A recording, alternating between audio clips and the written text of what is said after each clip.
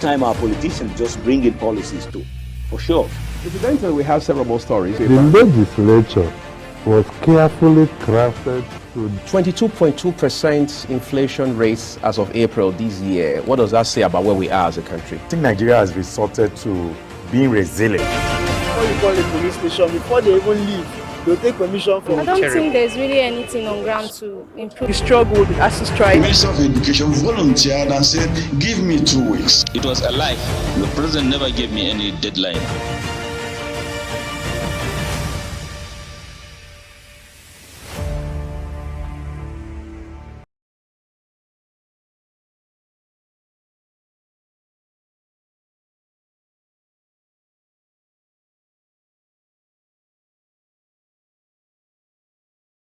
Joining us here on Global Morning, it's Global Television. We're live in Abuja, Nigeria's capital. I'm Uyi Agmofwe. As always, we're delighted to welcome you to the program. And of course, as we begin to wind down on the week, it's interesting to realize that it has been very eventful with several landmark events here and there, several big stories, and some of them creating some kind of upsets, particularly in the polity, and those upsets also will reshape, or if you like, reshape the realities that we have, political, social, economic, and what have you.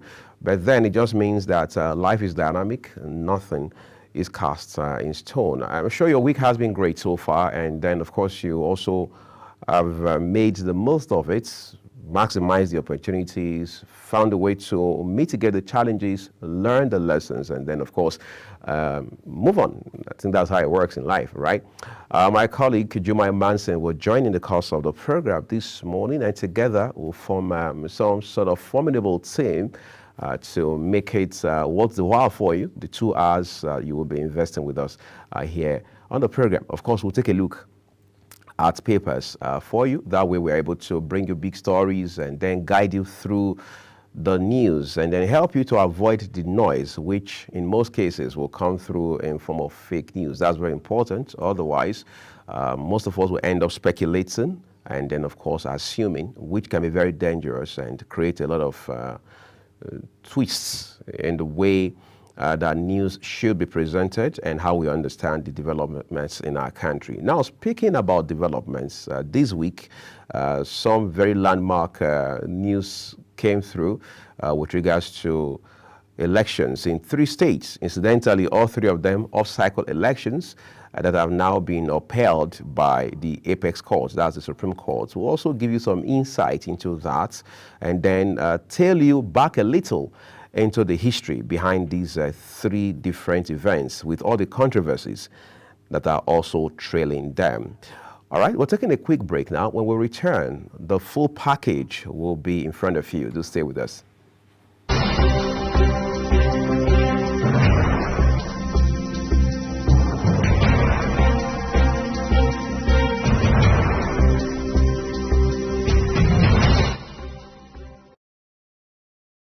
But by your name, you say global. So global is a big coverage. So you are taking a big name, but you are starting from from scratch. So that big name, by the grace of Almighty Allah, you achieve that. You will appreciate your activities, your reportage, and everything you are doing. Do it with the fear of Almighty God.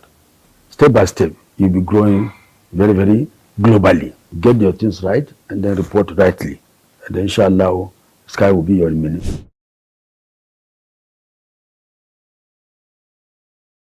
Rapid transit system in West Africa. The first phase of the project connects the city center to Nnamdi Azikiwe International Airport, stopping at the Abuja-Kaduna Railway Station in Ido, with more than 2,000 passengers boarding per day. The Abuja Metro Station project, which has been idle for years, was commissioned in 2018 by former President Muhammadu Buhari, and on May 29, 2024, President Bola Tinubu flagged it off for commercial operations. According to the design of the rail, the project is to cover a total distance of 290 kilometers and is meant to be developed in 6 phases. The facilities we have now is modern facilities. we have what we call DMU, diesel multiple unit, popularly called locomotives. And we have 12 DMU, and each DMU consists of 4 locomotives. So, in other words, we have 48 locomotives on ground now. And the tracks, they are, double, gauge tracks. So, and you can see the stations. They are modern stations.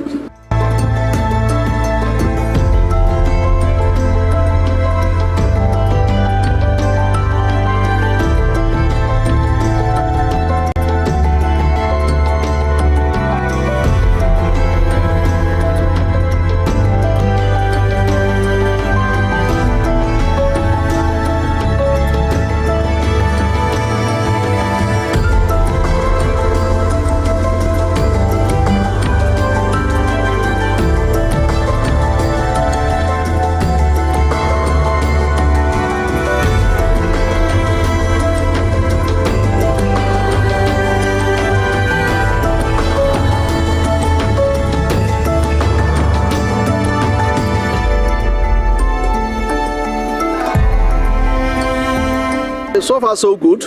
We have recorded over 30,000 passengers since we started 30th of May 2024. The Abuja Rail Transit has a future expansion of Lot 2 from Gwagwa via Transportation Center to Nyanya Karu. Lot 4 is from Kuje to Kashi, with the remaining legs of the transit way in Line 2. Lot 5 from Kubwa via Buari to Suleja. Lot 6 from Airport via Kuje and Gwagwalada to Dobi. This is actually my first time boarding a train, and I'm so happy and so glad for the federal government to bring this into Abuja, and this is really, really, really a nice experience for me. The train is clean, and as you can see, the securities inside there are doing their work. The federal government, I will commend them on this particular development because it's a welcome development in the city centers of Abuja. So people who are coming from the Basanjua to the city centers, who are working in the central areas, they find it very, very easy because due to the cost of the transportation now, fuel cost is too high. People cannot actually afford to use their vehicles to go to work every morning. So they are using the means of this fast light rail to go to their workplaces. I've been on board of the train for more than 11 times, and I feel good that the government provide for us a free and reliable transport for everybody. Or at least on this one, they did very well. We are already live inside the train, about to move in less than 5 minutes down to the airport, which is the final stop for today's. And of course, the experience right here, the passengers already boarding, is quite electrifying, giving a lot of commentaries about how they feel about the train.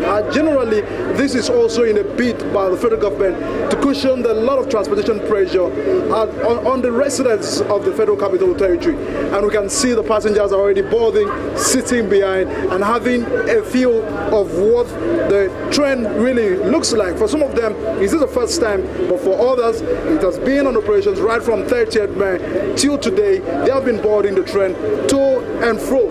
And this is also a way of also encouraging the fact that the experience of the train station and the fact that the security right here is also safe for the passengers.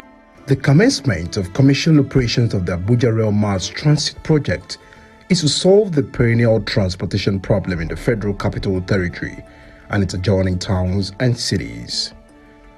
The project will also be a reliable alternative to road transport, help alleviate traffic congestion in Abuja, and reduce strains associated with heavy traffic. The light rail system will also provide mobility for residents to access various parts of the city, as well as support social inclusion and provides greater access to employment, education, and healthcare facilities.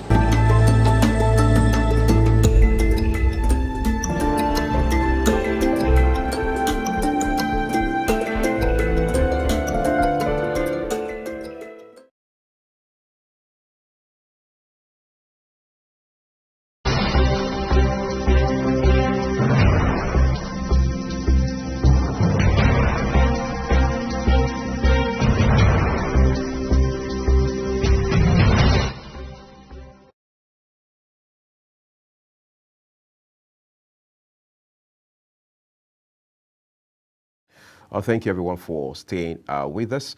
Again, it's a great weekend, isn't it? And we're just trying to make the most of it for you. Jumai Manson is finally here, as I mentioned earlier. Jumai, how are you today? I am good. How are you doing today? It's a beautiful Saturday Doing well, morning. great. Yes, it is. I'm glad I could actually say that now. Well, you're at liberty to. Exactly. Well, they say Saturdays are for weddings, celebrations. I have a goddaughter that has her birthday today, Chloe. Oh, my beautiful Chloe. Her birthday's today. That's interesting. I'm not a fan of cake, so I'm not going to ask for that, but we wish Chloe all the best this new year and every other year afterwards. Amen, amen. Amazing little girl. I love her so much. And she's just one. So, wow, that's great. So. Yeah, it's been an eventful week. Like I mentioned at the top of the program this morning, we've seen a lot change in the country.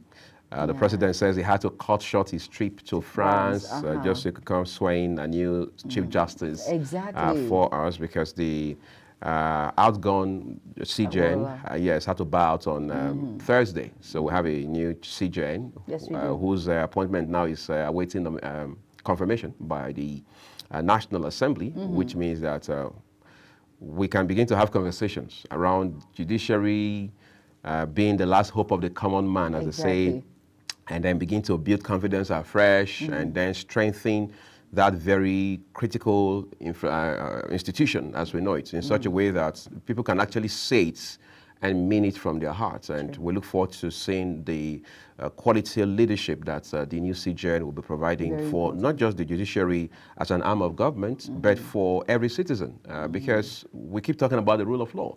But the rule of law is not just a lip service. No, it's a principle and has to also be in practice. It has to, yes, exactly. Very important. And it's rare when you see individuals in that particular profession that are upright, who want to do the right thing at the right time, who want to give the right judgments when it comes to cases and all of that. But let's just see how well this plays out. Then let's see whether the new CJN will do his best in the cause of justice, like we've mentioned. It's very important. Like we say, the law is the last hope of the common man, in quotes and unquote. People will tell you, oh, Jumai, please, we know how these things play out. But let's just see. Let's just give hope a chance and see how well this all goes down. Yeah, it's interesting. I think I find her story, I mean, talking about the new CJN now, KK Radio, I find her story very inspiring. First, she's the second female to be in that capacity, serve as a CJN. Yes. All right, and I think Gen Zs in particular should draw inspiration from that. Yes, let's be clear, not everybody will end up being a lawyer, let alone rising to that apex. Exactly. All right, but you see, we must also understand that she has a history. Yes. She didn't fall through the cracks of the sky to become the CJN. So she's coming from somewhere. She has passed through school like every one of us. Yes, she has. She has had to go through the mills as a young lawyer all the way one rung of the ladder at a time, and today see where she is. All right, so I think it should be inspiring for all of us, especially for women, for young ladies. All right, rather than find crazy examples from some social media entities who probably are not even clear where they're heading with their lives and things like that. This is somebody who has set an example over time, and she's a sterling, if you like, paragon, as I say, for not just lawyers, but also for people who want to have that clarity of vision and purpose. I like when you mentioned that the clarity of vision and purpose is very important. It doesn't matter what arm you find yourself when it comes to professionalism. You could be a lawyer, you could be a baker, you could be a teacher. Putting your head in that spot and getting the best out of it is very important. Like you said, social media, there are some individuals on social media who have painted this lifestyle that life is a bed of roses. You can get anything you want at a snap of a finger. You do not have to work hard. It is absolutely wrong. They say make your first 20 million before you are 21. Oh, please. And then the thing is, people feel that everything lies in the bosom of men, especially the pictures individuals have painted that you need a man to, yes, men are important in our lives, but as a woman, you must have worth, you must have value. So when they say, what have you brought to the table, like most men will say, aside childbirth and all of that, I have my brains, I can think for myself, I am passionate with my hands, my hands has brought out, as in forth fruits, I can actually do this with much achievement, and I'm passionate about what I do. It doesn't matter how big or how small you have attained in life. The most important thing is but keep moving.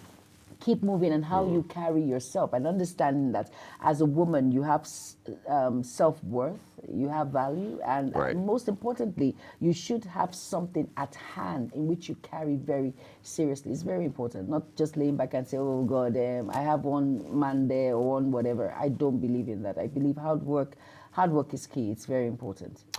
You see, this is serious business already, even though we didn't want it to be this serious, but this conversation in itself is serious. Yes, but it is. Speaking of business, we understand Kekelama Okere has put together for us a summary of business for the week, and here is her report.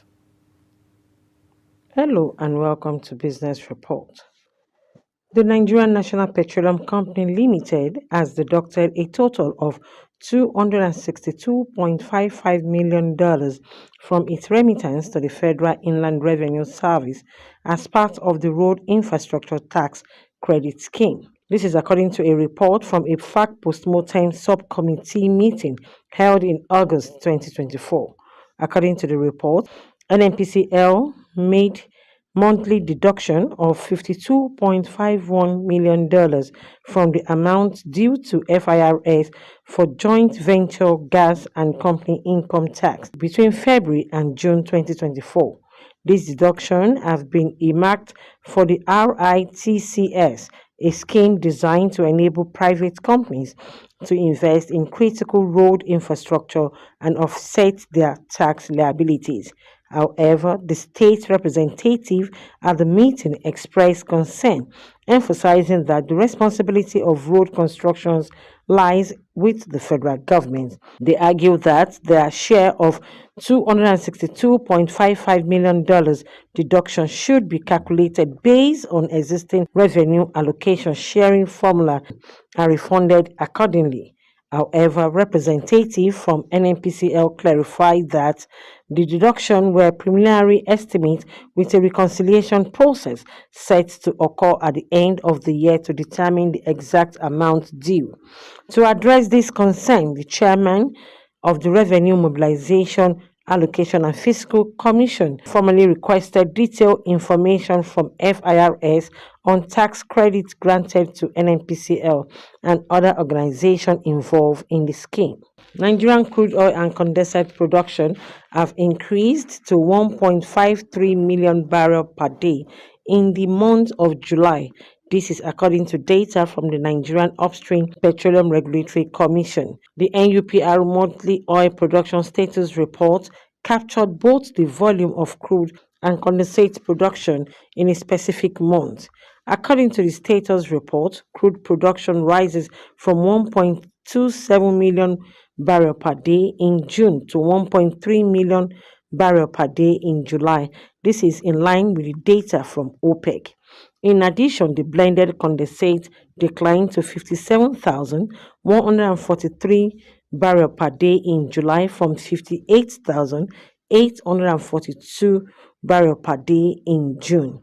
Moreover, the unblended condensate raised to 169,898 barrels per day in the same period from 165,198 barrels per day in the previous month. According to NUPRC, Nigeria overall production output as of July 2024, crude oil was 1,306,657 barrels per day, blended condensate 57,143 barrels per day, unblended condensate 169,898 barrels per day. The total is 1,533,698 million barrels per day. The data from OPEC capture both primary and secondary sales, only capture the crude oil production without condensate. However, Nigerian oil output include not only crude oil but also blended and unblended condensate, which is captured by the upstream regulatory body NUPRC in its monthly oil production status report. As Nigerian economic landscape continues to shift, the debt profile of some of the nation's largest and most capitalized companies are climbing in the high level. By the end of the first half of 2024, 8 companies under the SWOT stock worth over 1 trillion naira, has amassed a combined debt of 4.6 trillion naira. This marks a 15% increase in just 6 months compared to the debt level at the close of 2023. The companies include Dangote Cement, Boa Food, MTN Nigeria, Boa Cement, Transcorp Power, Transcorp Hotel, Geregu, and Seplat Energy. As of the close of trading on Wednesday, August 21, 2024, these companies have a market capitalization of over 1 trillion naira. It is important to note that while Airtel Africa, GTCO, and Zenith Bank have also market capitalization exceeding 1 trillion naira, GTCO and Zenith Bank have yet to release second half 2024 results, and Airtel Africa follows a different financial year calendar. The combined market capitalization of these companies have declined from 47.6 trillion naira in the first quarter of 2024 to 43.14 trillion naira as of the close of trading on August 21, 2024. Kike Lomo Okeri, Global Television News.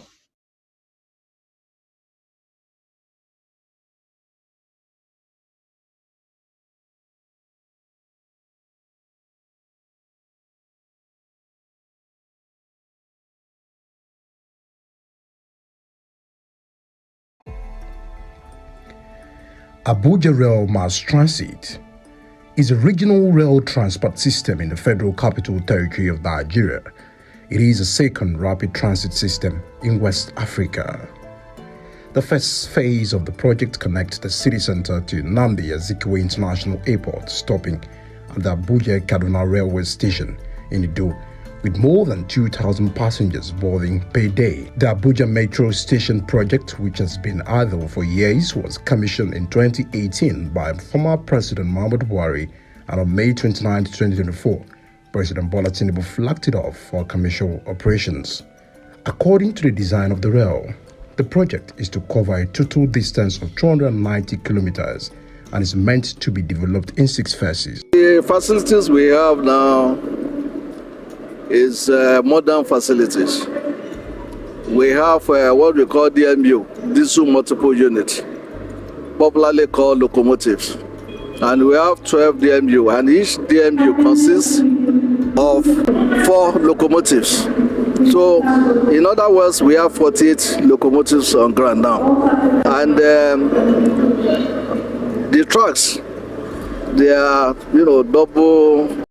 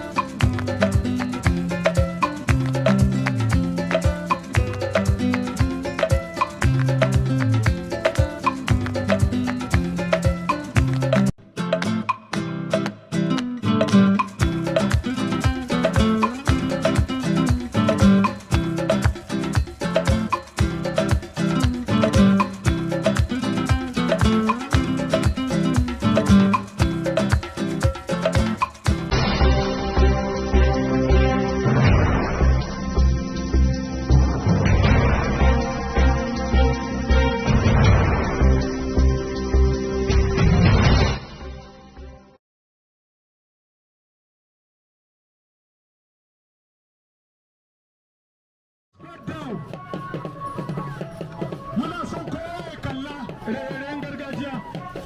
is very rich in culture. So we want to showcase this to the world. Thank you.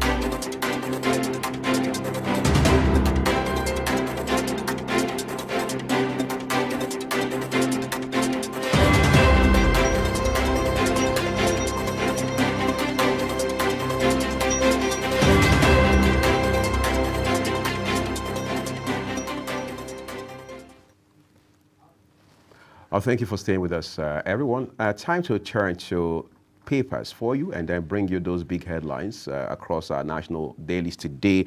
Turns out we're starting with the Saturday Times. All right. Let's begin with the stories above the nameplates. Yes, first top left corner of the paper.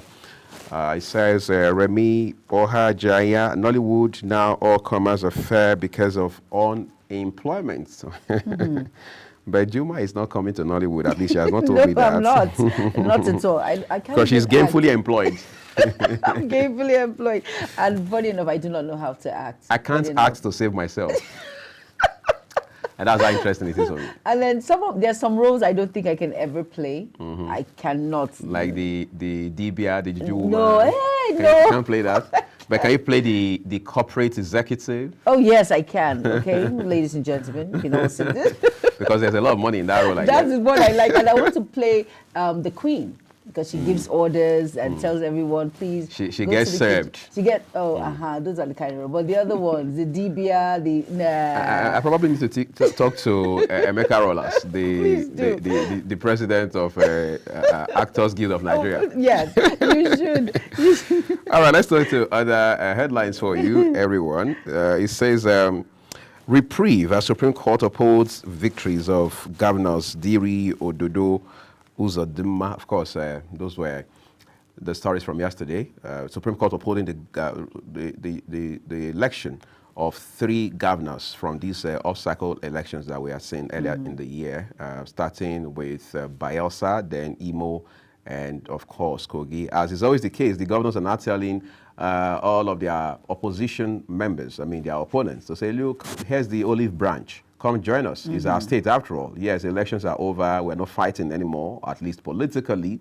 So we can form an alliance of some kind and drive development and progress in the overall interest of our state. But let's hope that is coming from some place of sincerity and then they are altruistic about it. Okay. But then we have the star story here for you. It says FG uncovers 21,600 fake degrees imported from Togo, Benin. All right. In total, the Minister of Education, Professor Tahir Maman, says it is in excess of 22,000. In fact, some figure says 22,250 of them. All right. So another headline here says, outrage as man 65 is docked for defiling a 1-year-old girl. What's more, selfie sparked rumors of my romance with Omotala's husband, Destiny Etiko. Controversies all over the place. All over. Yeah. PDP governors meet in Taraba, deliberate on Nigeria's economic woes. Hardland FC of Owerri in serious road accident en route to Abakaliki. That sounds very serious. Okay. U.S. denies plans to build military base in Nigeria. That speculation has been on for a while. And they say in every rumor, there's an element of truth. Some people say there's no smoke without fire. True. So let's keep our eyes out and see where this story heads. Gospel singer begs for prayers over death threats. Who exactly is this gospel singer and who are those alleged to be threatening them? Well, you can find details if and when you pick up today's issue of the Saturday Times. Okay. All right, let's turn to something else for you. Weekend Trust, and Jumai has the headlines.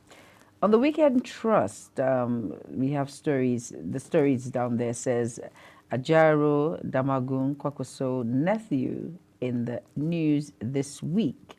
And the next one says, Inside Cemeteries of Colonial Masters Missionaries. And that you can find on page 29. And then the star story on the Weekend Trust, who will rescue the North? And we have 4 riders there. It says, region is victim of itself. Solutions lie within. And that's from Waziri Kastina.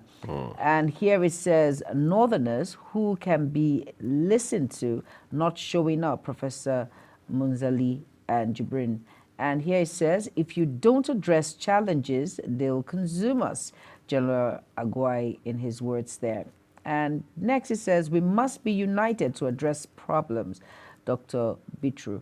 And below the weekend, it says, Brigadier Shida, a story of resilience, unity, justice, Kekere unveiling Nigerian second female CJN, and that you can find on page 15. Please go out and get your Weekend Trust for more news making rounds. As we turn out to Leadership Weekend, right? Yes, Leadership Weekend is next. Let's bring you all of those from above the name mast first, with a picture of the Chief of Army Staff there, Lieutenant General Tawhid Lagbaja. There says FG orders military to fish out Sokoto monarchs killers.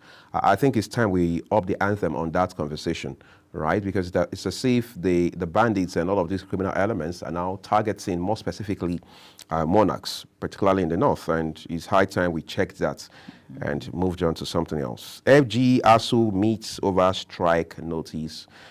Monday, we understand there's a 21-day ultimatum or notice that has been issued to the federal government. All right. I'll restore Nigeria's confidence in judiciary. Kekere Echo is the one there speaking. Of course, the president had challenged her yesterday in light of her role and the leadership expected from her. We look forward to seeing what kind of conversation and interaction she'll be having with senators by the time she appears before them for her confirmation. Abducted 20 medical students rescued. That's some good news. Even though we hear, yes, that there was some back and forth, but the good thing is they've now been rescued, and we probably can go to bed sleeping and also find ways to eventually tackle kidnapping as a business. Two riders with that headline. The first one says, Operation coordinated by NSA's office. Police, DSS deploy equipment to free victims. And then there is a headline with a picture of Minister of Health and Coordinating Minister of Social Development, talking about Professor Ali Mohammed Pate. NCDC confirms 40 Mpox cases. The writer says Nigeria at moderate risk. That's according to an assessment by the World Health Organization, WHO.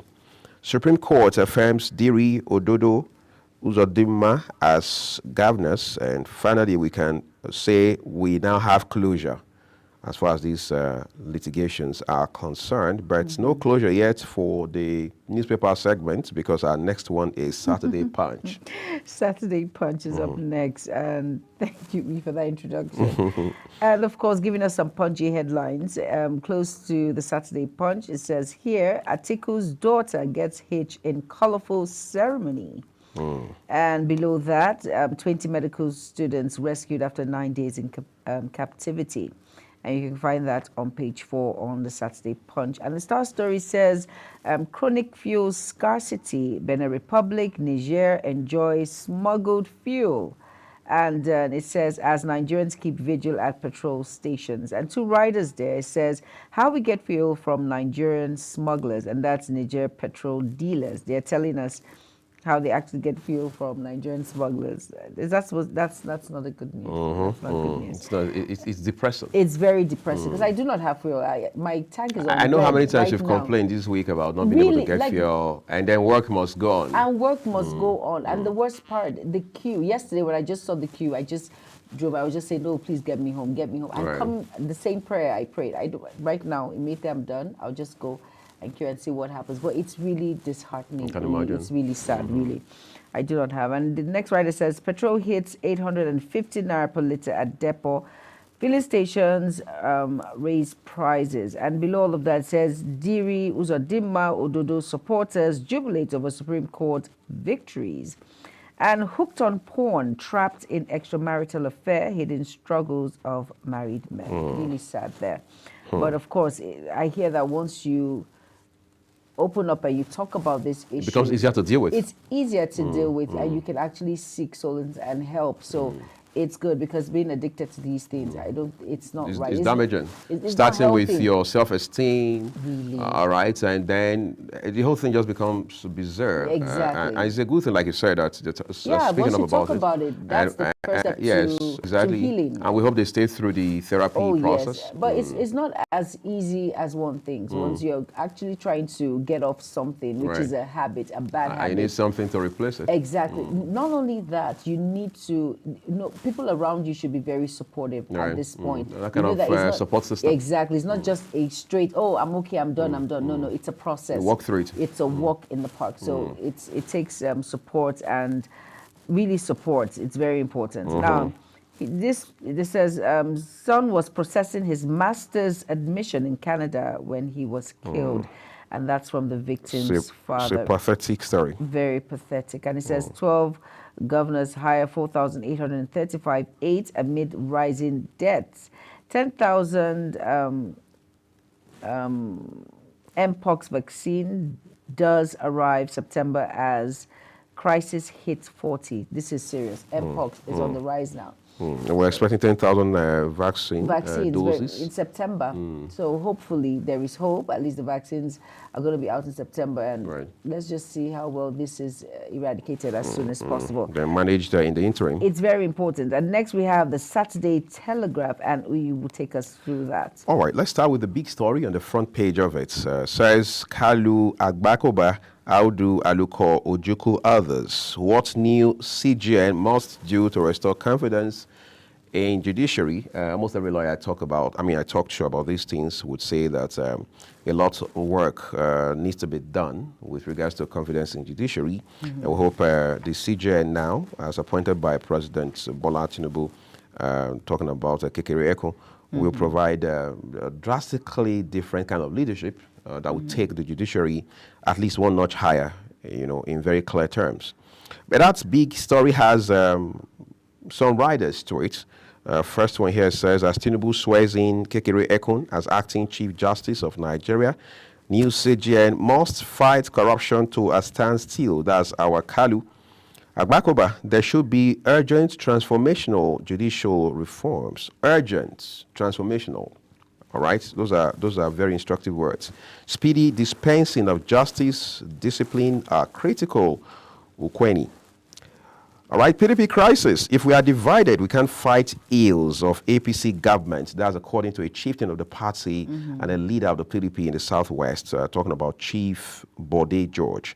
All right, then there's a writer. Says, what does it say here? It says, disciplinary committee won't achieve much if not fairly constituted. All right, gives reasons for rejecting membership of committee. DHQ, troops denied oil thieves 846 million naira crime proceeds in 1 week. That sounds like some laudable achievement. Mpox, ravages of a public health emergency. Niger, what does it say? It says bandits demand 130 motorcycles in exchange for 26 abducted women. I mean, nothing is more devilish. And I hear that when they make these demands, they specify the kind of motorcycles they want. Yes, they do. And in some cases, like we saw very sadly with the monarch in Sokoto that was killed, some of these motorcycles are not very common to find on the market. All right, so in that case, they say it even delayed the time required to be able to meet up their demands and all of that. But again, I'm sure there's nothing we can do about that incident right now. Nothing at all, but hopefully justice will be served. All right, Femi Adebayo, blogger, he says, biggest nightmare I have is how to keep succeeding. Of course, some economists say it's easier to make money than to keep it. All right, I think that's all we have for you this morning from the front page.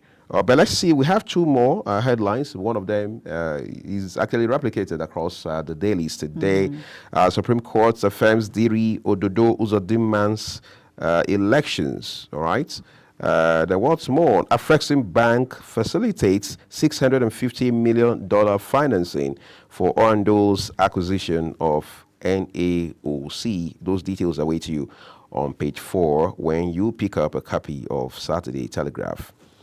All right, next we have the Guardian Weekend, and it says here, Nigerians will continue to experience hardship unless Tinubu shifts away from neoliberal policies. And glaze glamour as Akinmoye mounts Orogburwa of Erinje throne. And the Star Story there says, why ASU must not go on strike again. And below all of that, it says, why can't teachers get 300% pay rise? And that's basically it on the Guardian Weekend. So just go out and get your paper for more stories. Next is the Saturday Tribune. All right, let's go the Tribune way, everyone. Now, okay, it says just above the nameplates on the front page of the Saturday Tribune, court remands housewife for stealing 6.3 million naira from husband's bank account. Like seriously? Stealing. But what happened to your money is our money? Well, What happened I to think that? circumstances have changed. What? the peculiarity of this particular union will not make that happen. I'm telling you, but but you know of the saying that goes, your money. I think what has even happened here is money. not even that. Then my money is my money. Although I don't believe in that. I think what has even happened here is a case of how the money was accessed. They said from the man's account, 6.3 million. So how did she collect it? That's true. And things like that. Then you also want to ask yourself, you know, sometimes what has happened now is the woman, I mean, this is me speculating, I'm not ready stories. Yeah, exactly. It is possible. It is possible that, well, she took the man's, whatever it is she needs to get access to it, maybe the token or whatever, and did a withdrawal, maybe the ATM card. It could be several transactions over time. But yes, it could be. Now you've said it because you're. I'm not even done. Okay. It's possible she collected it. The man is not even aware it was his wife doing the whole thing. Okay. He reported to the bank innocently to say, I've been noticing transactions like that. That's not what happened. I'm just saying. I'm not sure. I'm saying that's why I said quite all right. That I'm speculating. The man reports to the bank, and the bank says, well, we'll find out. So the bank does diligence and realizes that it's his wife. Okay. At that point in time, it's off the man's hands. Okay. It is now an issue between the bank and whoever has perpetrated that crime. Okay. So let's hear your theory. My theory is, I've not read the story, but I think this was what played out. I think she came home. No, he came home. She made one delicious pot of his best food. And he said, hi, darling, are you back? Welcome back. Sounds like breakfast in the evening. Listen, you've said your own part of it, so let me say mine. And then she served him with delicious, everything combined and all of that. And he was so happy. He was busy eating. And then she brought out his checkbook and said, darling, I need 3-point-something million naira. He was In like, this case, it's 6.3. 6.3 million naira. And I was like, really? Okay, bring my checkbook. You're a good wife. And he signed it himself. And gave it to the woman. And gave it to the woman. Because he was eating that food he didn't remember. She went to the bank, cashed it out, and now see. And then the bank now said, you must steal the money. Exactly. Is it fair? Well, I don't know. Where should we take that your theory to? Is it Wuse Market? I'm just kidding, but we have to go and find out the details. Of course. All right. Those details actually await you on page 6 of today's issue of the Nigerian Tribune. But above the nameplate still, petrol price skyrockets, queues persist across states. If you don't know what that means, you can ask Jomai. She has had her own fair share in this regard. Exactly, right? exactly. PDP governors to FG, stop blackmailing states governments, back Fubara against Wike. FG tackles hurdles to LG autonomy, considers fate of teachers, LG service commissions, insolvent LGs, LCDAs also in focus. You find all of those on page 3 of today's Saturday Tribune. Supreme Court upholds Kogi Bayelsa Imo governorship elections. Sokoto imposes curfew on community over Emir's murder. All right. What else? The foot of faith, that's the last one. Ogun Governor flags off reconstruction of Abeokuta-Ota Lagos Expressway, and that's the way to go. All right, so that's a wrap on the Nigerian Tribune. Let's take you to the Vanguard. All right, now on the Saturday Vanguard, above that nameplate, we have killing Christians only, offense not punished. Bishop Kuku laments reforms reshaping Nigerian economy, and that's Edun, and you can find that on page 6. Oluwari honors distinguished Ixieri sons and daughters today. And Supreme Court upholds elections of governors, Uzodinma Diri Ododo, and you can find that on page 3. Now, below the nameplate of Saturday Vanguard, we have health. It says study links meat consumption. Okay, study links meat consumption to increase diabetes, danger, pregnant women face growing risk of high blood pressure. I've always known that red meat, not just meat, but red meat particular, when you get to a particular age, you shouldn't consume as much as red meat because it's not really healthy for red meat at this point. I told somebody, incidentally, just about a fortnight ago, that I can live 5 lifetimes in one without even looking at red meat, let alone eating it. I've never really been a fan. Yes, protein, great, but I would rather even do egg, worst case scenario, once in a while. But you say fish, come on.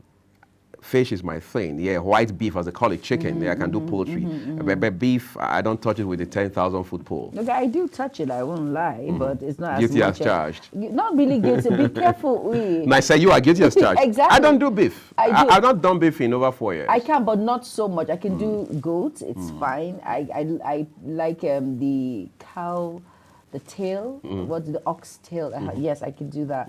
But beef, not so much. But at least once in a while. You mentioned goat now, and I can imagine the pictures of Uncle Obi and Isiawu popping up in my head. Oh my goodness, yes. With the onion rings and the sprinkle of next veggies. On the subject. All right, now the big star story there says 2027. Why Jonathan can't run, and we have 5 riders there. It says plot to stop Tinubu's re-election thickens, and North begins search for a one-term Southern president. And it says political leaders begin alignment move. And here it says opposition parties coalition against APC. Niger Delta ex-agitators seek Southern solidarity back Tinubu. And here it says food crisis, how urban farming can help. And we can find that on page 6. Again, police failed to arraign protesters, will sue federal government on Monday at Deyonju. And here it says, eyes on Nigeria's human rights abuses raise concerns. And that's basically all on the Saturday Vanguard. And that's all on the newspaper review, right? It is. And it's a wrap. Okay, so let's take you to something else this morning. Anthony Momodu, if you like, head of sports desk here at Global Television, has put together for us some of the biggest stories coming out from the world of sport for you, just so you can keep track. And then, of course, you can join him later on today as it brings you, I mean, that should be on Monday, by the way. Monday, yes. As it brings you all of the wrap, the big events, whether it's soccer, rugby, or what have you, from this weekend into Monday morning. That'll be 10 o'clock on Talk Sports. But in the meantime, let's join him now as he brings us some highlights of sporting events for the week. The sports news update.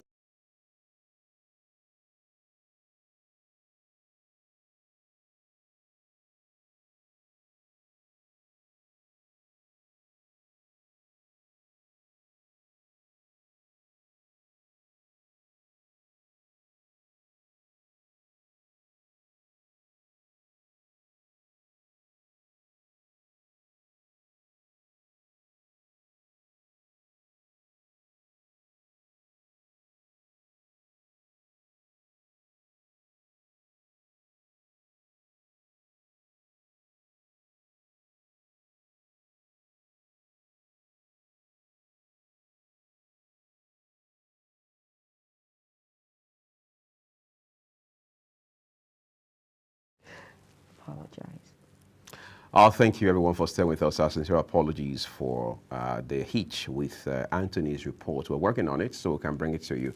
In the course of the program this morning, I mean, Juma and I have no other business here than to ensure that you have a robust 2-hour session with us on Global Morning Weekend. You know, I was just thinking a while ago about these issues around elections in Nigeria. You know what? We can't take them away. Yes. I mean, I come from Edo State, for example, proudly so. Yes, you do. We have election in September, yes, just less than a month away.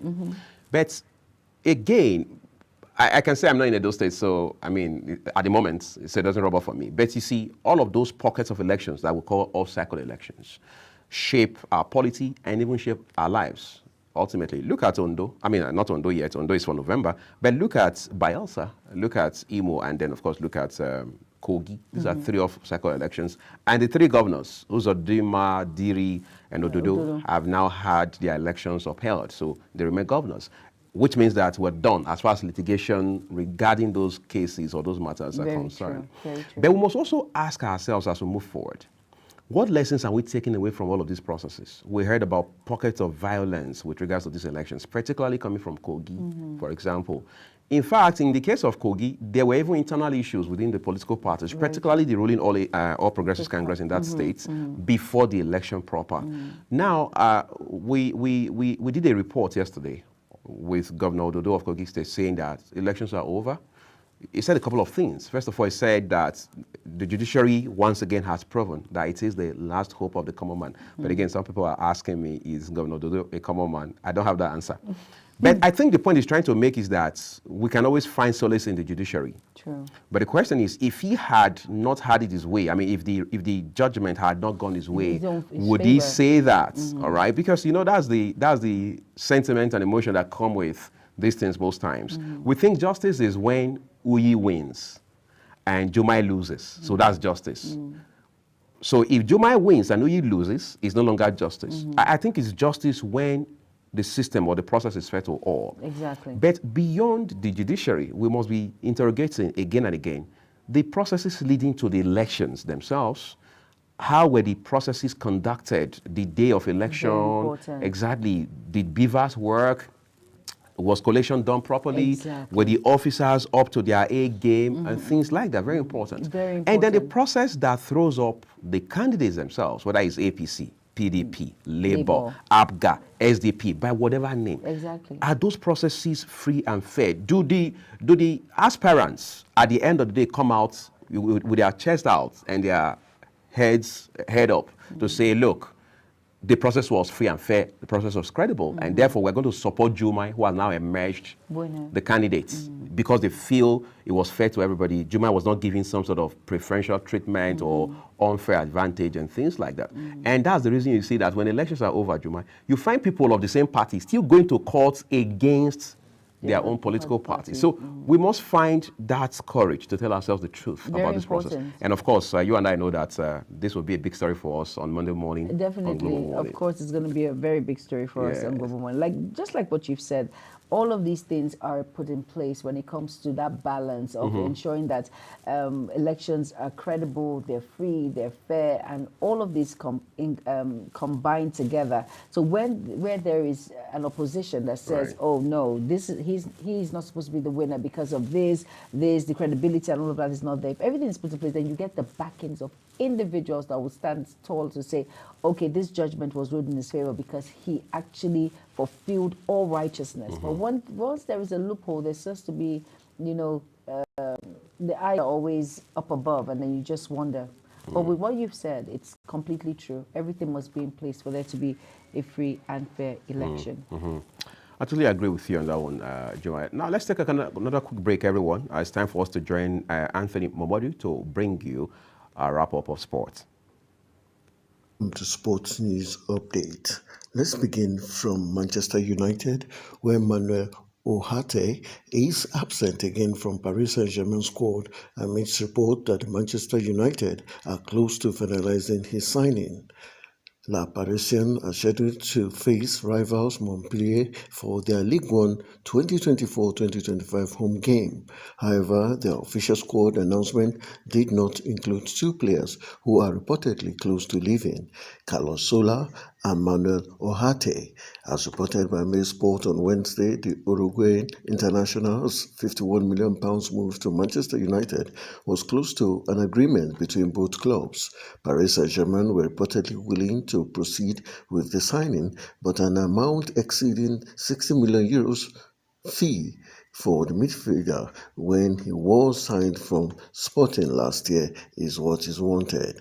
La Parisien's manager Luis Enrique was reportedly concerned about how Ugarte would fit into his style of play and was open to selling the player, given his team signings such as João Neves from Benfica. Real Madrid's new look Galacticos have come under fire after their first La Liga match, with their forwards warned to focus after struggling against Mallorca. Carlo Ancelotti's side were held to a limp 1-1 draw in their opener at the weekend, with Kylian Mbappe unable to score on his league debut, and Jude Bellingham, Vinicius Jr. and Rodrigo all delivering below par performances. Mbappe, lured from Paris Saint-Germain as a free agent this summer, was kept quiet down the middle of the three-man attack, while Vinicius was ineffectual down the left, and Rodrigo failed to make an impact on the opposite flank. Bellingham, meanwhile, took up a left-sided role in midfield, but frequently found himself crossing paths with his teammates, creating a bottleneck that left Ancelotti raging at the final whistle over the lack of balance on show. Spanish publication Marca were quick to jump on the same problems with their front page urging Mbappe and his teammates in attack to sharpen up. Ike Gundogan has completed his shock return to Manchester City, exiting Barcelona on a free transfer just one season after leaving the Etihad.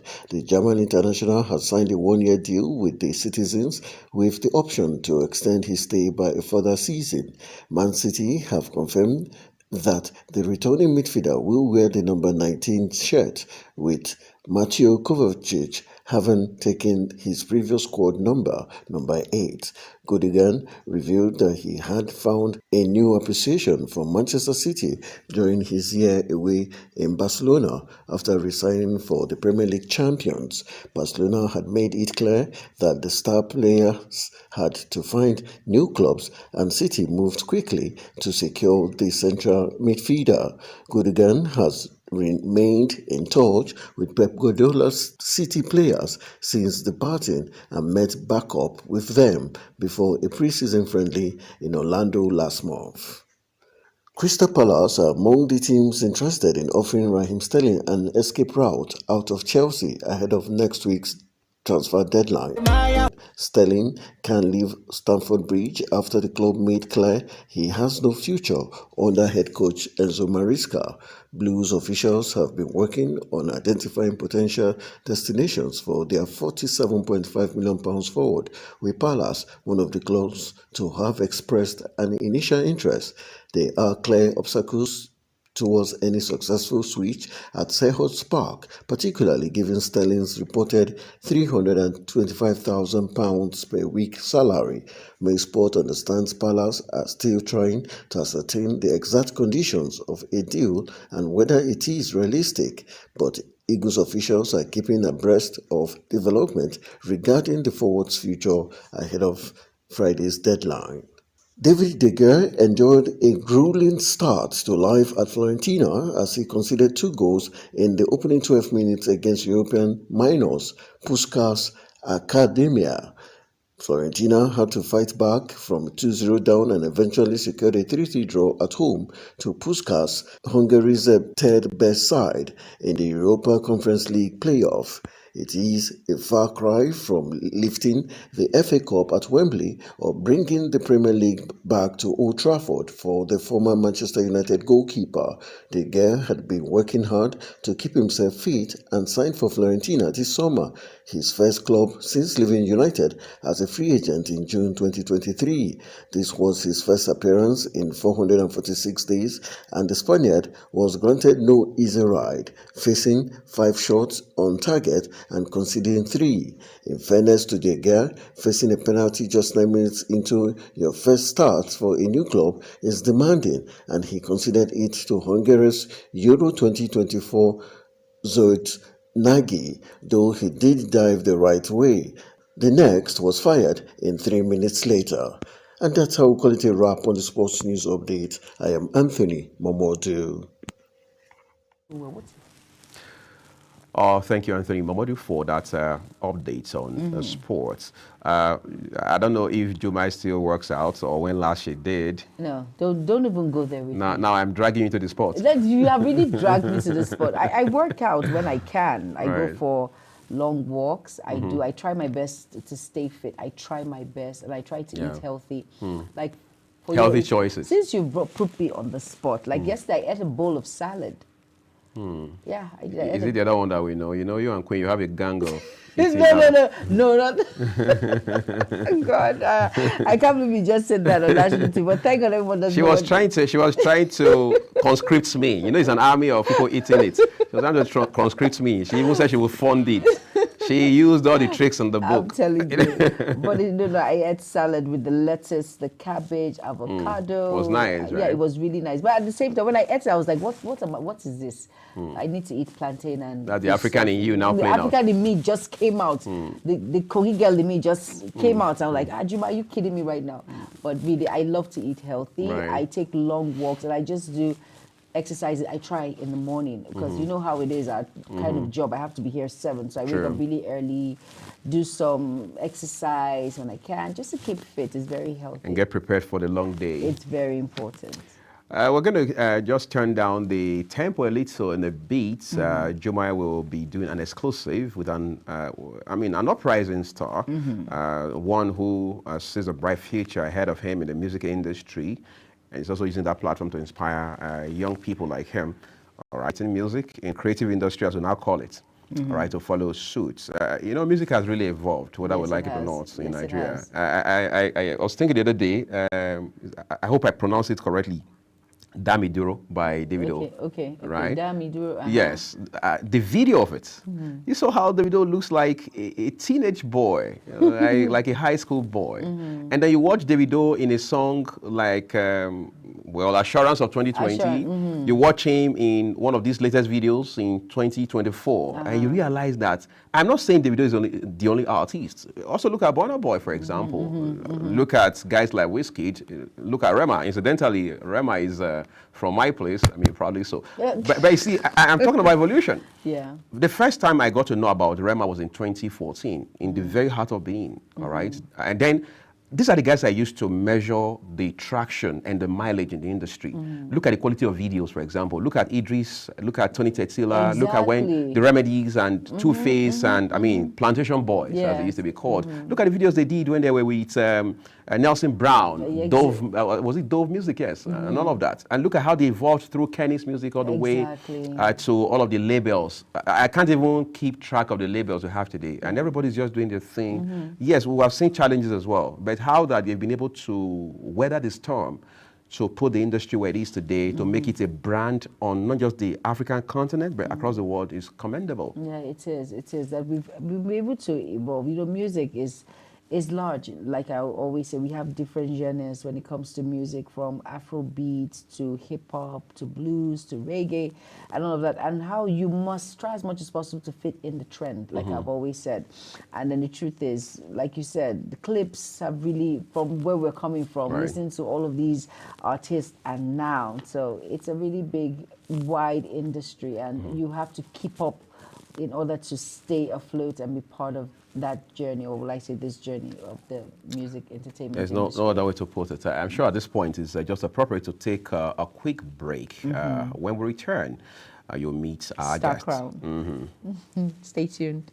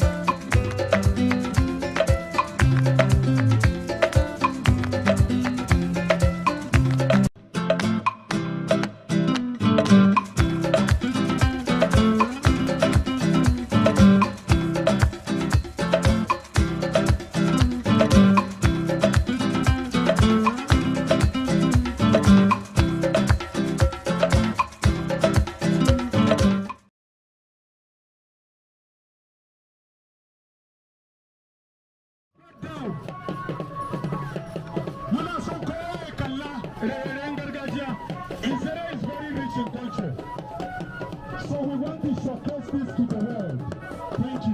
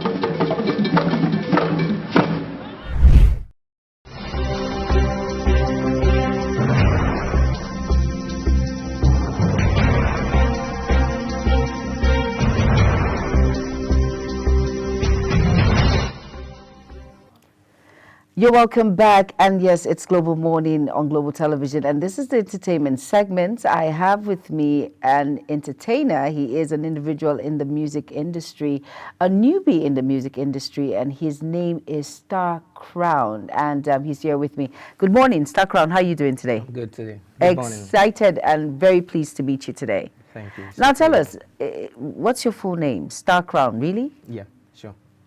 My full name is Adama Omagbi Sunday. Okay. I came from Benue State, actually, Mhm. at Dietulu. Okay. Buruku local government, actually, but based in Abuja now. Based in Abuja. So how did you get that name, Star Crown? I got that name because during my secondary school days, my friends do call me Star. So Star, okay. I decided to add the crown because I know to be crowned is soon. Okay, to be crowned soon. So tell us, what's your kind of music? What's it all about? I do Afrobeat, which is, I do most of the love songs, actually. Love songs? Yes. Okay. One of this time around, I still do hustle. Okay. So I'm sure we're going to listen to one of your songs here today. Sure. But tell us, how did this journey begin? Oh, actually, this journey began when I was in, let me say, graduating from my nursery school, because I do most of my, I'm one among those band BB, Boys Brigade, in church. So I love playing bands a lot. Okay. So from there, when I got to my secondary school, I have those friends that love music too, so we do music class. So we do more of those rehearsals after school and all of that stuff. It was a very tough challenge, actually, but when I started growing up now, I decided that I love doing music, so I started doing music. Okay. So who's your role model that you've looked at and you're like, oh, I want to be like this artist? Yes, this artist. A lot of artists has inspired me, actually. You know, we go But there should be one particular one. Actually, we go about telling maybe Davido, Whiskey, all of them have inspired me in music industry. But I've so much looked up to the likes of One Day Cole. Okay, One Day Cole, yeah. Yes. Okay. So, and yeah. One Day Cole. I'm sure he's listening, so he can do a collaboration with you. Definitely, I'll be glad. Okay, so who would you want to collaborate with, as in now, as in starting new, as a new artist? Who would you want to collaborate with? I have a lot of artists that are trending, actually, but I would like to do some with Davido. Davido, okay. Yeah, because I see he takes all these upcoming artists as family and all of that stuff. Once he likes your song, he might decide to just push it. Okay. Without even collecting anything. He might decide to shoot a video for you and all of that stuff. So, I understand. So I love the way he takes the street. Okay. And though most of the people say he's not from the street, but I believe he's from the street because he understands the street's language. Yeah. So I would love to do song with him. Okay. Now looking at this, how has it been? Of course, it hasn't been smooth sail, being a new artist and all of that, going into the music industry. Of course, there are challenges. What challenges have you incurred, or what challenges have you had? The biggest challenge as an upcoming artist is the promotion aspect of it. Okay. Because as an artist, an individual artist, for that matter, you have to, after writing your songs and all of that, you still have good friends that listen to music, that loves music. You still go about, show it out to them that this is what I have. Okay. They might want to, like, let's work it like this. After that, you go to the studio, you pay for your sessions. After that, now it's for you to push now. You can do a lot by yourself, but there are lots you can do by yourself. So that involves cash. That is when money comes in. So there are some people you pay for adverts and all of that stuff. But I think by the grace of God, we are working on it. Exactly. That means you need a really good promoter. Definitely. All right, we're going to listen to your song, and then, of course, get ready, because for every artist that comes, you have to freestyle, because I want to know whether I can be part of this music industry. Who knows? Who knows? All right, let's quickly listen to Star Crown's song. Let's hear what his song is all about, and let's just nod our head to the beat. Next is the song segment. Stay tuned. Music. They call me Streetish.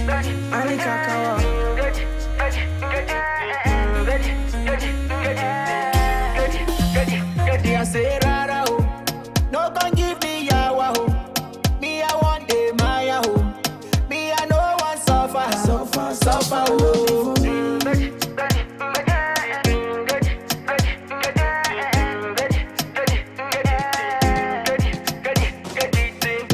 I just wanna live my life, cause I got some cash. I no send nobody, yeah. I just wanna live my life, cause I got some cash. I no send nobody, yeah. Why you gonna vex for me? You say me no go make money. Now I dey cheap for the club with my big guys, we dey spend money. I say rara oh, no go do me yawa oh.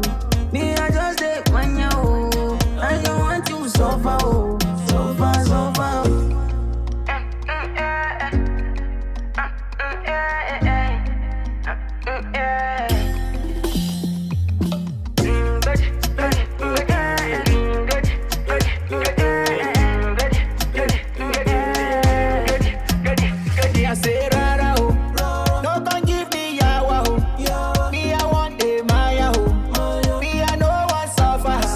Suffer, oh. I say rara oh.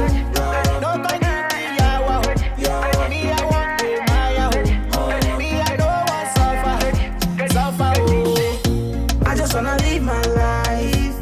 cause I got some cash. I don't say nobody, yeah. I just wanna live my life, cause I got some cash. I don't say nobody, yeah. I say rara oh, no go do me oh. Me I just take my oh, I don't want to suffer oh, suffer. Calm down for yeah. Oh baby, calm down for yeah. Watch out, boy. Music cannot make you sad. You have to make music.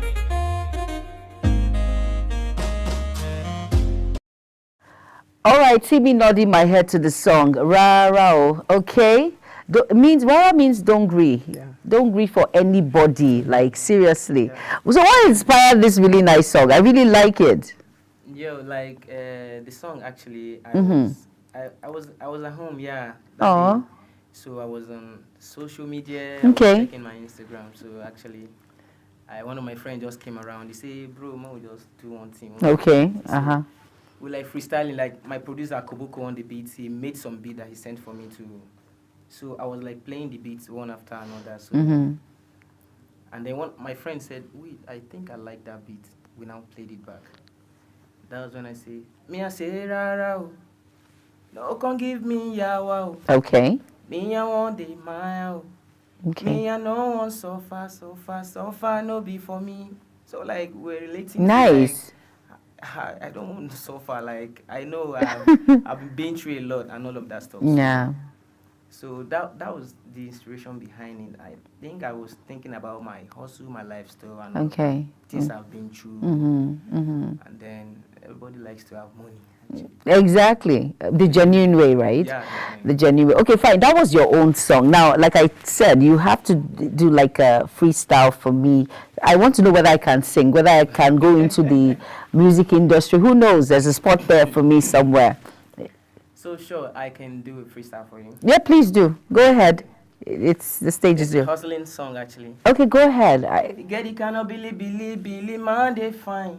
Plenty money make man feel alright. Okay. And that kind of money make me grind all night long. Hunger self day plenty, I dey face. Waiting I don't face, bad man no feel see. Since I don't dey grind, and mama dey pray. Say make it sure for me. Sakba homie time, many nights where I dey cry. I no go ever give up, plenty money, no be crying. Big money, call me Bodu. Tell Aboki pass spindi, make her feel alright. Okay. Boys on Gara, boys the para. Plenty work about, man no fit tire for the street of Abuja. We go live our best life. Live our best life. Okay, I always said live our best life. Live our best life. Fire in my head. Live our best life. Yeah. Live our best. Oh, Jumai Manzi, they have to open up. I have. Okay, so seriously, right now, so I can actually be part of your. Oh my goodness, the part. You better add my voice on that. Live our best life. Well, of course, I wish you all the best. Really, Star Crown, I do. I wish you all the best. But I need to ask for some ladies out there that want to tell me, Jay Manson, please calm down, ladies. Don't worry. I will ask this question. I always ask the guys, not the girls. So before I ask you, are you single? Yeah. You are. So, but are you searching? In case for the young girls out there who are wondering, are you searching? Actually, I would like to make it to the global scene before I think about it. Okay, ladies, you just heard it. He's right now he's married or he's dating his music, right? Married to the game. You're married to the game. I like that. Well, thank you so much for being on Global Morning. And for someone out there who is looking at you, Star Crown, who wants to be like you, we know that you're trying as much as you can to get to that point where you be well known, which you are. This is just a journey. Now, to someone who is inspired by you today, what do you have to tell that young man or that young girl who wants to go into the music industry but doesn't know how to start, but watching you has really inspired that person? Say something to them. Yeah, the only thing I have to say is it takes a while to do great music. Okay. So, like when I started this journey, I started like 2017. It took me time, but professionally I started working on my music 2020. Okay. So I was like recording 10 songs in a year. If you can make it like 2 songs, that would be very great. You need to meet a very good producer. If you're saving money for 10 songs a year, I prefer you save for 1. That is better. Okay. So for you out there, I know I'm just trying to come up, or you out there, if you are doing anything, you make sure you do it great, better. You make sure you do something that the world will hear and appreciate you. So out there, just try and work on your song. Make sure your song is great. Make sure you meet the right persons, the right producer, and all of that stuff. So God bless you as you try. It's not easy, but we're going to make it to the top. Yeah, talking about making it to the top, one more question that we really need to ask. You know, basically, let's talk about the support system. Your parents, did they support you? Your siblings, did they tell you? I know some parents would tell you, if you want to go into music, please go to school. You have to go through the four walls of, you know, the tertiary institution. You have to understand that you must have that certificate before you go into school. Did you get that support, or they just said, no, it doesn't matter, just do your thing, and what comes out of it, fine? Did you get that support from your parents, family? Sad to say, I lost both my dad and mom. Oh. Yeah, but when they were alive, they loved my music. Oh, that is good. So the only thing my dad will always say is, I love your songs. Since you love the songs, the music you do, just go for it. Okay. So they all supported me in their own way. Okay. So I'm just out here to make them proud. That's all. And you will make them proud, really, you will. You're doing so well for yourself. All right, Star Crown, thank you so much for being a part of Global Morning. I wish you all the best, and I hope someone out there, like Davido and whoever you want to collaborate with, are listening right now and they will want to collaborate with you, because I see a lot of potentials, and I wish you the best of luck. Thank you for being a part of. So how do you shake in the streets? Like you do the... You do the stuff? Oh my, you're laughing. All right, it's still Global Morning. Stay tuned. Do not go anywhere. The program continues shortly.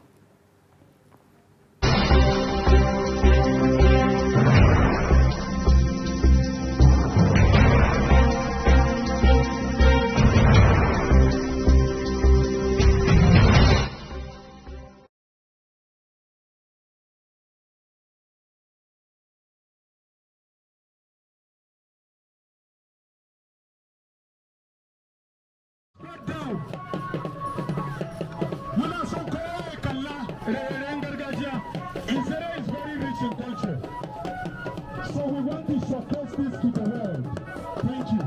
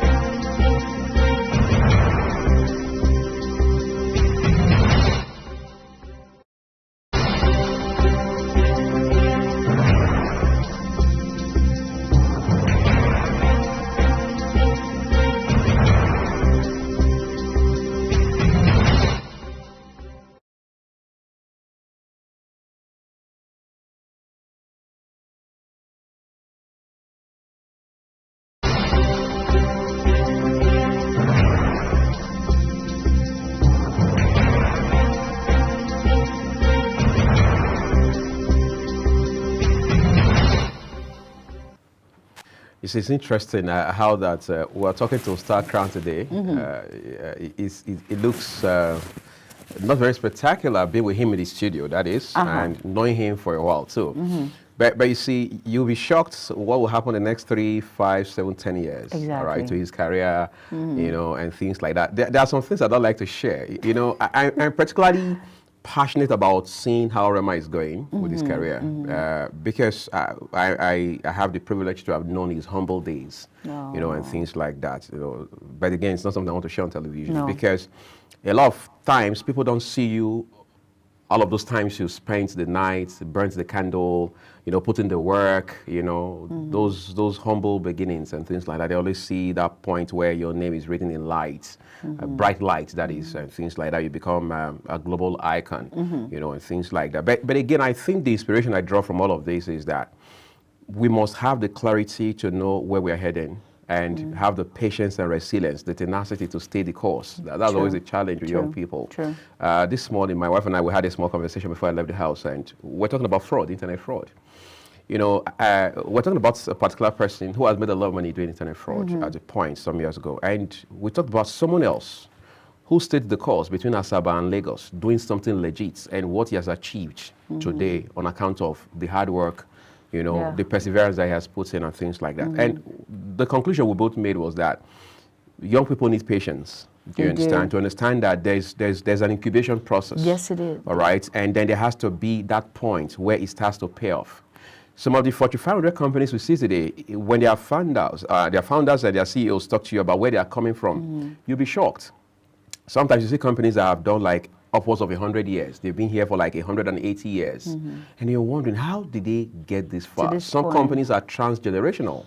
So it was started by your great-grandfather. Very true. Your grandfather took over. Your father took over. Today you have taken over. And then your children are also in the works learning, you know, the ropes and things like that. Because somebody started something small. And we have some of those global brands today, even though we don't mention names and things like that. So when I see people like Star Crown, I just feel there's something to watch out for. There's something to watch out for. Talking about something to watch out for, did you, when you listened to that interview and he was doing the freestyle, did you hear my voice at the end of I know you were begging for a feature on his next track. I hope he considers you for that. So you are the one that just said, that do not despise humble beginnings. No, I'm not. That's why I see your hustle. I don't despise the hustle. You see the hustle. Now, you see. And it's real. Let's look at the next one. See, respect me, like seriously. And you're talking about your hustle. I'm also thinking maybe I need to go raise my skill in cinematography. Okay. I might be the one shooting your videos. Okay, you see. Like you've said, it's very important to, it's very important. Do not despise little beginnings. I think that's the problem with most individuals in our society now. They feel they wanted the fast way, the quick way to make that cash, to make the hustle, but you have to start. It's a process. It will grow. It's just like a seed. The seed must germinate. And it's very important we understand that, it's a test of time. Right. And it's very important at the same time we must be tolerant and patient to watch these, whatever we like, whatever we love, grow. We were not ace broadcasters or presenters. We started really small. I can remember my humble days, how I used to, I was always so scared and all of that. Right, at the beginning, nervous. Like when you see interns, individuals, presenters that are, like you head a department and they're under you and you tell them, it wasn't like this. We started and we had to learn. There were mistakes and we had to keep learning and we're still learning. So it just takes patience, it takes tolerance. And I think our children, we should pass it down to our children, tell them that the fast lane is not the best way sometimes. Sometimes you have to start. It's a gradual process till you get to that ace that you're looking for, want to acquire at the same time. And again, this stretches even beyond business, even though we need to, beyond music, even into business. Look at how startups are springing up across Nigeria and indeed Africa. True. In the last, 10, 15 years. Look at what they've done with payment processing, for example. Because we're still talking about starting small. Look at what they're doing with transportation, ease of doing business. Look at what they've done with agriculture. Now we find young people creative enough, smart enough to create some sort of synergy between agriculture and tech. True. And that is driving an entire sector. And that's a driving force. Yes, it is. Agriculture and tech. really it is a driving force. They work hand in hand together. Right. It betters one. They actually complement each other. It's really tech and agriculture, better ways of farming and all of that. That's right. It gives that inspiration, that innovative and insight. Very important, really. You can't understate that. You cannot. We're taking a quick break, everyone. So much for Juma and I here to unbundle for you this very promising and pleasant weekend. When we return, the rest of the program, which will be the Victory Lap, as it were, will be brought your way. Stay with us.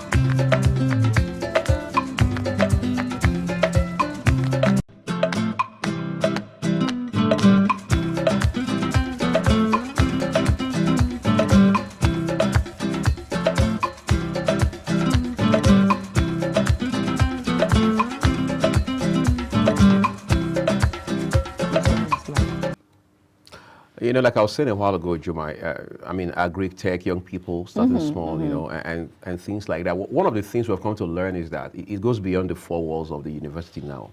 Of course, nobody will, for any reason, downplay the importance of university education or whatever kind of education or class or level of education for that matter. But we're now saying that if all of this education can solve real problems that people deal with, that people confront, it means it is useless, no apologies. What has that done? It has now made fresh graduates to take the bulls by the horn, to take initiative and become creative, resourceful, and what have you, in such a way that somebody who didn't even come 1,000 foot close to a computer science class or even anything close to sciences is busy writing programs, creating solutions, all right, to solve a particular problem and a particular ecosystem, all right, in a particular area, whether it's in the rural area or the urban area, all aimed at ensuring that value is added. And we see how those companies, no matter their size, whether small, medium, or large, all right, are now beginning to redirect us, as it were. I mean, change the narrative in terms of the kind of experiences we have. I remember I was joking here one time on Global Morning, how that in 2006, someone was in Benin to help us check some of our facilities at the Cyber Cafe then, you know, where we were offering services to students and all of that. And he made jest of us. I mean, he was just joking and saying, look at you. I mean, this whole city doesn't have a single ATM terminal and all of that, you know. This was like in 2006. Seeing an ATM terminal was a big deal. But today, people even have ATM terminals in their estates. Everywhere in the place. People have it at hotels, you know, stores and what have you. You know, what that shows is that we have evolved. But you see, when you look at what has happened with regards to technology in the last 20 years, it's been young people behind all of these. And that's why you realize that people like former President Yemi Osinbajo would always talk about how that we can't still want to move ahead as a country and not address issues around three core areas. Power, which is electricity. Very important. And then tech. The third one being the ease of doing business, which was actually the initiative that brought about many of the reforms that we're now finding. The CAC and all of those issues around doing business. So when I see young people like Star Crown, I just realize that this country has never been more blessed than it is today. Yeah, very true. And you know, technology is key. I always say it's ease of doing business, like you've mentioned, but really looking at technology. That's why it's good to get them young, like our children. The earlier the better. The earlier the better. It doesn't matter how big or how small, how you feel. Being, you know, at a point they will be advanced in it. But you know, technology is something that you can learn once you a young age. Just get involved in it. Just have that what will I say now? That interest is very important, because most individuals in our society, when you talk about the aged, I don't know, they'll tell you, I don't understand what you're talking about. I do not know what you're doing. What are you doing? So it's better you get them young, and then you try to supervise and explain to them that this is the in thing now. This is where the direction of the world is going to. Technology is very important, really. And that's why you see we must find a way to rethink academic curricula in such a way that we're not teaching to young people, all right, in 2024, things that we had taught in 1994, which was 30 years ago. For the love of heaven, the entire world has evolved in 30 years. Of course. In very drastic and dramatic ways. So the question is, if I studied banking and finance in 1994, is my son or daughter going to be using the same curriculum in 2024? I mean, those are questions we need to answer. Some people are even now saying that we need to rethink certain courses. And look at courses, look at content, look at an academic system that is tailored towards addressing practical problems in our society. Yes, people can go and do music and come out, but how will that music solve a particular problem?